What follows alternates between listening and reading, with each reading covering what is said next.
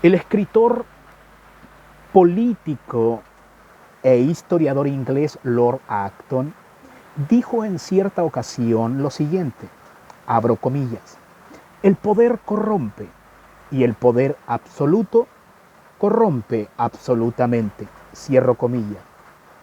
Gracia y paz a vosotros, estimados amigos y hermanos de Facebook. Quien les habla, su hermano Freddy Angulo, del Ministerio Casa del Noble, Ministerio de Predicación y Enseñanza. Comencé con esta frase célebre, muy conocida, de este escritor inglés, debido a que tiene estrecha relación con lo que a continuación les comunicaré.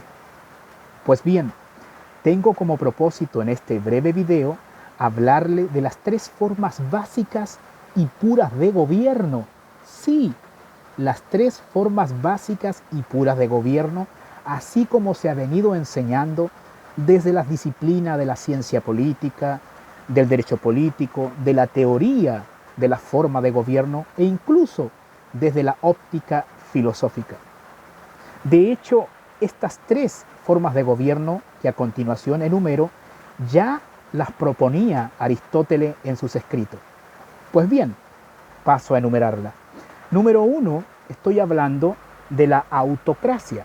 Número 2, de la aristocracia. Y número 3, de la democracia. Repito, autocracia, aristocracia y democracia.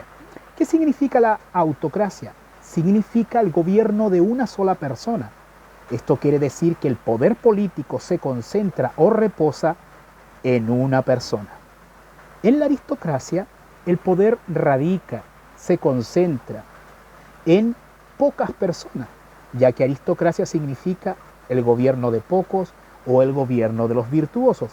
De hecho, Platón estaba de acuerdo con esta forma de gobierno. Y finalmente la número 3, la democracia, que significa el gobierno de muchos o el gobierno del pueblo.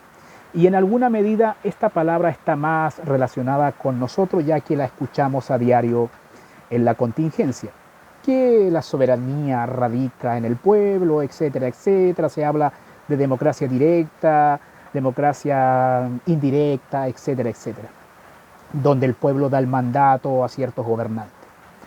Ahora, lo que yo quiero hablarle en esta ocasión de forma sencilla es si estas tres formas de gobierno se consideran puras, ¿por qué razón entonces han degenerado en el devenir de la historia? Por ejemplo, la autocracia degenera en tiranía, la aristocracia en oligarquía y la democracia en la demagogia. ¿Por qué razón? Si son tan puras, ¿por qué se manifiestan aspectos degenerados de las mismas? A ver, lo que pasa es que nosotros los cristianos, desde una cosmovisión judeo-cristiana, tendríamos que decir en este punto que en el capítulo 3 de Génesis, Adán pecó y la raza humana pecó en Adán. Es decir, hay una raza caída. Y el hombre es pecador en naturaleza, en disposición, en acto e incluso en omisión. Entonces, cuando sea un gobernante, sean pocos o sea el pueblo, no importa en realidad porque todos son pecadores. Entonces, estos gobiernos, si se perpetúan en el poder político, finalmente van a terminar manifestando corrupción. Ahora, Lord Acton decía que el poder corrompe y el poder absoluto corrompe absolutamente. En realidad, no es el poder per se que corrompe, lo que pasa es que estos hombres cuando comienzan a ejercer el poder, comienza a manifestarse la corrupción que ya está en ellos. Como se sienten con cierta facultad, empieza a crecer y a manifestarse el orgullo en ellos, etc. Ahora, nosotros los cristianos, por esa razón es que creemos en un poder o en un ejercicio del poder limitado. La política básicamente es la carrera por adquirir el poder, por ejercer el poder y por ejercer la gobernanza. Es la ciencia y el arte de ejercer el poder político. Ahora, es aquí donde entran las diferentes escatologías que los cristianos creen. Yo soy dispensacionalista y creo que no se va a manifestar una utopía en los gobiernos, porque el hombre es un ser caído. No obstante, debemos orar por los gobernantes para que el Señor en su gracia común nos dé tiempos de reposo, si es que Él quiere. Ahora, nosotros los dispensacionalistas esperamos el reinado de Cristo, como se muestra en el capítulo 20 del libro de Apocalipsis, último libro de la Biblia. A ver, Dios tiene todo el poder y en su providencia reparte cierta cuota de poder a los gobiernos humanos. Estos gobiernos humanos tendrán que rendir cuenta algún día delante del Rey de Reyes. Es aquí donde quiero invitarles, estimados amigos y hermanos, al libro de los Salmos, en el capítulo 62, versículo 11, que dice lo siguiente: Una vez habló Dios, 2 veces he oído esto, que de Dios es el poder. De Dios es el poder. A ver, quiero darle una pequeña panorámica. Hay al menos 4 instituciones básicas que Dios ha permitido, ha instituido, entre comillas estoy hablando esto, para que funcione la sociedad. Estoy hablando de la familia. Dios instituyó la familia. El núcleo, el corazón de la familia es el matrimonio. Y la autoridad que Dios puso en esta esfera es el varón. Le delegó cierta cuota de poder para que ejerza la autoridad en pro y en obediencia del Señor.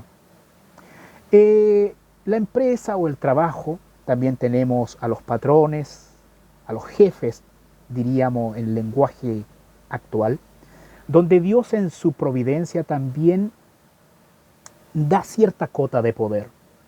Tenemos la iglesia, donde están los ancianos que gobiernan la iglesia no de forma arbitraria, mejor dicho, no deberían gobernarla de forma arbitraria, sino en pro de lo que está revelado en la revelación especial, es decir, la Biblia.